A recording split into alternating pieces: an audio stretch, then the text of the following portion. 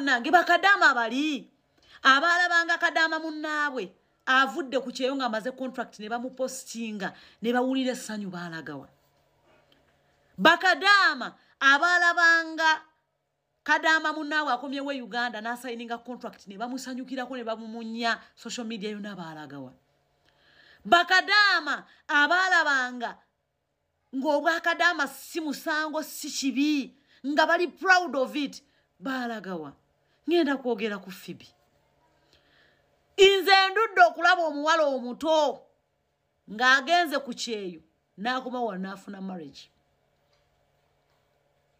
bonna abawala abafuna obufumbo abasinga bali wano ku ground njagala okutegeeza mwetunulemu olaba omutima gw'olina oba gunaakuwa ekintu ekirungi wadde tosobola kulaba muntu ali wano mu Uganda Kampala atali musanyufu ku Phoebe ti afunye obufumbo ku myaka emito 21 mwena oba 23 wabula abalwana beebo ababadde naye mu kiyumba abakoze naye abamanyi status abamanyi gyenvuddewe baganda bange owulira otya ng'obulungi bw'omuntu gwe walabako ng'abonaabona from day one ali successful kiki ekibawuliza obubi okulaba nga munno alina ekirungi kyafu nabagamba osobola okulimba Katonda naye osobola okulimba abantu bonna naye tosobola kulimba Katonda Katonda ono ng'anakukwera ekirungi atunuulira ddala abantu bonna we batasobola kutunula Katonda ng'anayimirira ku ludda lwo akeberera ddala wali bw'oyimiridde mu ndowooza ye eri abantu mu buli kimu eri abantu era ng'anakukolera teyeebuuza ku muntu abantu abali kuno abasinga weebuuza lwaki embeera yo tekyuka olina omutima omubi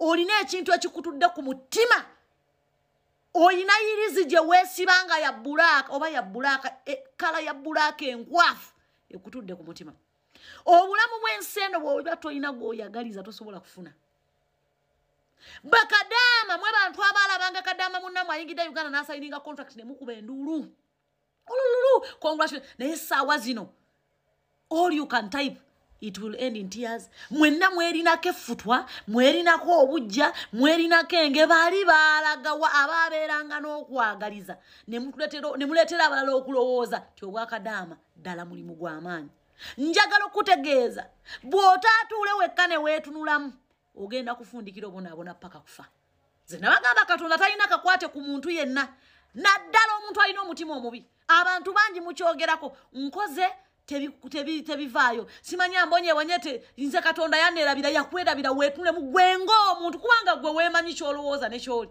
byota yatudde mu maaso g'abaana b'abantu mu maaso ga Katonda byatulwa kati weetunule mwolabe oyimiridde otya n'okwagala okwagaliza n'omutima gwo gwennyini gwegulowooza eri abalala abantu bangi mwekuumidde mu buwambe n'obusibe lwaffutwa lwe muwulira njagala okutegeeza Phoebe is the best example of all the Kadaamas you have ever had in Uganda. Oye example. Kyakulabirako, kyamukisa, buli kirungi. Mwenna temunoonya akirina. Bino ebyokwekaza n'okweyogeza, all you can say about her life is to say congratulations and you tap into her blessing. Oyo alina omukisa ogutalina bunyinike. Era gye munaakoma okumbeerako n'effutwa Katonda gy'agenda okukoma okumuyimusa. N'emikolo gikereebukere yikuggwa naye abantu baagala kusayininga naye contracts za miliyoni na miliyoni. Njagala okutegeeza weetunulemu. Era kino nze nkibagamba endowooza yo n'omutima gwo eri Katonda abimanyi.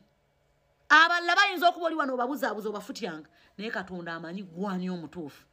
Emikisa gyo gijja kubeera nga gyeyongereyo buli lunaku paka lw'oneetereeza okkiriza akusinga akusinge omusanyukireko but buli Kadaama ali wano wandyagadde okuba nga Phoebe ne bwe muneekaza ne munaaleka ne munaakuba kerere you want to be like her but you are not blessed because of the anger and the jealousness in you ge mazima kyekiri mu kubabonyabonya abantu basinga mubeerawo ne mbyebuuza lwaki nze sifuna lwaki nze mbonaabona gwe wennyini oli kizibu mu gwe munda kendeeza ekizibu ky'olina mu gwe munda olabe emikisa bwe gikuyikira otherwise I sign out. A word for a wise is enough. Congratulations our sister Phoebe, we tap into a blessing. We tap into your blessings. Oli kyakulabirako, oli mukisa mu mikisa. Olina omukisa ogutalina buyinike. We tap into your blessings.